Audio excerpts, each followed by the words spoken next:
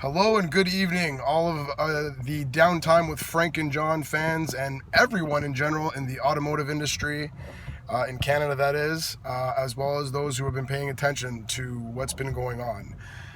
There's a whole lot of rumors, speculations about what's going on, what's the offer, and after having a very short but sweet conversation with my union rep, which will remain nameless, I'm going to give some truth and some facts to what the situation is at hand here at Ford Motor Company.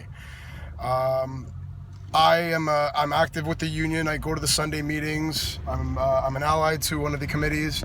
Through this whole process, the Hateful Eight, our local who promised so much, we wouldn't accept the pattern. It's a grave injustice that's been taking place, and we won't stand for it.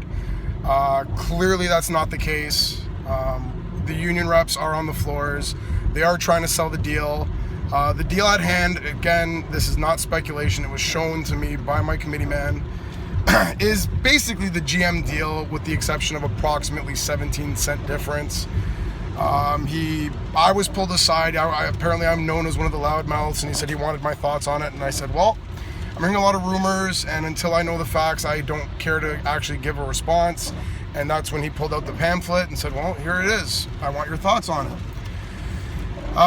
Basically, point blank, I explained to him that I think it's basically pattern, something that we swore we wouldn't accept based on the profits that Ford's been making on the backs of everyone. And I can't stress this enough. Everyone. We as the auto workers, the working class, we are supposed to be in this together. Us new hires, I'm a 2-year guy personally. We have a pretty bad deal. Our starting rate in 2014 was the same starting rate, I believe, with Ford Motor Company back in 1993, when obviously things were much less expensive. It hurts for me, it hurts for everyone, all working there, unless you're younger and you live at home. But regardless, everyone has lost for the sake of the industry.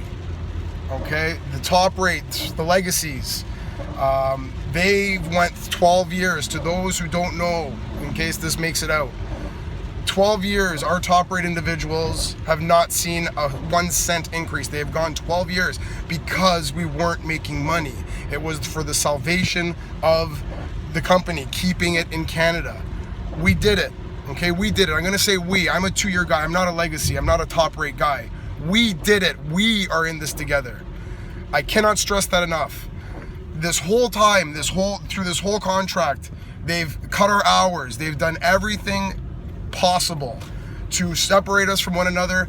Windsor hates Oakville. Oakville hates Windsor, even though approximately, I'm going to say 1/5 of our plant is Windsor men and women. Okay? What they are doing is they are dividing us to conquer us. Okay? United we will stand, divided we will fall.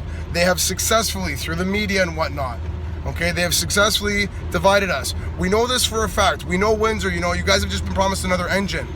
In 2019, it is 2016, okay, they're going to buy 1,200, I believe, 1,200 Windsor votes, all top rate individuals, no one in the 2,200 number like the Oakville plant, okay? Obviously, in Windsor, they're going to get, I wouldn't be surprised if they get a 97% yes vote, because they're going to get, if I'm not mistaken, approximately $1.60 increase. These men and women have not seen increases in 12 years, everybody who's listening and paying attention to this. They have not seen increases in 12 years. They're going to vote yes for the sake of $1.60 an hour. 80 cents, I believe, approximately paid in year 1 and 80 cents paid in year 4. They will vote yes because there are no new hires. There is no one on the new 10-year, or technically, to those in the know, the 11-year grid. Okay, so they will vote yes. They've even sabotaged it by offering TPTs the right, which I do agree with. If you pay union dues, you should have your right. However, in our plant is comprised of many of children of the legacies, which is why we have the term legacy. We have children and other children. We have 2-3 generations of people that have been in Ford for 40, 50 years that are working there. And when my union rep said, well, it's a better deal than the GM deal, just as an example, there's a 17-cent gap. Why aren't you happy with that? I gave him 2 examples. My first example was, well, at the last union meeting, we said we wouldn't settle for pattern. They're making monumental strides at profits. They're making huge, huge gains. And it's time that we share in these gains. When I told him, I said, I don't think it's right that we're selling out a pension. We're selling out a pension. In the short term, we're talking hundreds of millions of dollars. In the long term, we're talking in the billions, multi-billions of dollars. His response to me, my union committee man's response to me was, well, no, you're keeping your hybrid pension. It's anybody who gets hired thereafter. We are supposed to be a union. It's called Unifor. We are supposed to be united. If that is not a perfect example of selling out the next generation, I don't know what is. If we're supposed to be solidarity and standing together, how is selling out the next generation okay? Okay, myself as a new hire taking on the 10-year, technically 11-year pay grid, I'm not happy with that. Paying half my pension when the guys above me, the legacies, have theirs paid, I'm not happy with that. But in the time when we were taking losses, it was mandatory. We get it. You know, we've already been told, it's been drilled into our head by all our committee people. You know what you signed up for, and you know what? We get it. We're not stupid. We passed your darn written test. Okay? The fact of the matter is, the retirees are getting a bad deal. Okay? All you retirees that don't even get the vote, the ones who paved the roads for us to be here, for me to be making this video, you don't even get the right to vote. There's really nothing there for you. Okay, there's little monumental gains. For the top rate guys, again, you guys are getting, I think, 80 cents year 1. This year when we sign, year 4, I think the other 80 cents. Whoop-de-doo. That's gonna buy you yes votes. Our TPTs are gonna be getting the right to vote. I don't even know why. I think they get $250 each, something along those lines. Not numbers. Okay, apparently we've been working, now that the contract has expired, for 3 or 4 weeks. I've been asking a lot of the legacies, I've been asking the union reps, will we be getting retro pay, which is, from what I've been told, standard? No, they're just waiving that. All they are doing to us is dividing us and separating us. Yes, the top rates, the legacies, we're supposed to be on the same page. You know, you guys make a great wage. If I didn't have personal information on my stub, I would show it. I made $580 for 40 hours last week. I challenge and I dare ask any of you out there listening and paying attention to this, how can you survive on $580 a week? I'm now driving home at 3:35 a.m. I don't see my pregnant wife half the month, so I can come to work and make $580 a month, while Ford Motor Company is making monumental gains. The facts are the facts, everybody. We sold out a pension. The pensions in monumental, groundbreaking, profitable years for the big three, GM, Fiat Chrysler, Ford Motor Company. We sold out the pensions.